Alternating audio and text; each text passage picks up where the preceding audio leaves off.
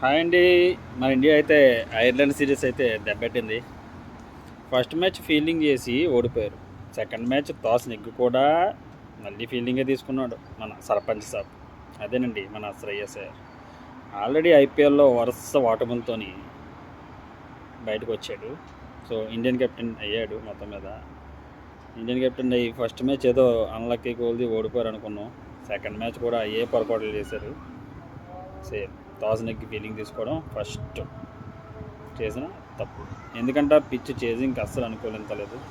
అలాంటి టాస్ నెగ్గి కూడా ఫీల్డింగ్ తీసుకున్న శ్రేయస్ అయ్యర్కి మరి ఎవరు చెప్పారో తెలియదు, కానీ ఫీల్డింగ్ తీసుకున్న శ్రేయస్ అయ్యర్ ఫీల్డింగ్ తీసుకున్నాం. ఇంకో మెయిన్ పాయింట్ ఏంటంటే వైభవ్ సూర్యవంశీకి ఫస్ట్ మ్యాచ్ ఎలాగో ఛాన్స్ అవ్వలేదు. సెకండ్ మ్యాచ్ అన్న ఛాన్స్ దొరుకుతుంది అనుకున్నాను నేను.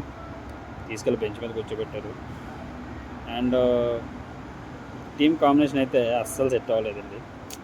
మీరేమనుకున్నారు కామెంట్ చేయండి. అసలు ఈ ఐర్లాండ్ సిరీస్ ఓడిపోవడానికి గల కారణం ఏంటో కింద కామెంట్ చేయండి. ఫర్ ద ఫస్ట్ టైం మన ఇండియా ఐర్లాండ్తో ఓడిపోవడం. అండ్ గౌతమ్ గంభీర్ శ్రేయస్ అయ్యర్కి మధ్యలో ఉన్న డిస్కషన్స్ అందరికీ తెలిసిందే. ఇది ఒక కారణం అవ్వచ్చు. ఎందువల్ల టీం ఓడిపోయింది అనేది కింద కామెంట్ చేయండి. నెక్స్ట్ మంత్ నుంచి అయితే ఇంగ్లాండ్ సిరీస్ ఉంది. ఇంగ్లాండ్ సిరీస్ మరి ఏం చేస్తారో చూద్దాం. అప్పటికన్నా మన టీం పుంజుకొని ఫామ్లోకి వచ్చి విజయాలు సాధిస్తారో లేదంటే ఇలాగే కొనసాగుతారో చూద్దాం ఏం జరుగుతుంది. మొత్తం మీద ఇండియా బ్యాడ్ టైం స్టార్ట్ అయింది. మరి గుడ్ టైం ఎప్పుడు స్టార్ట్ అవుతుందో చూద్దాం.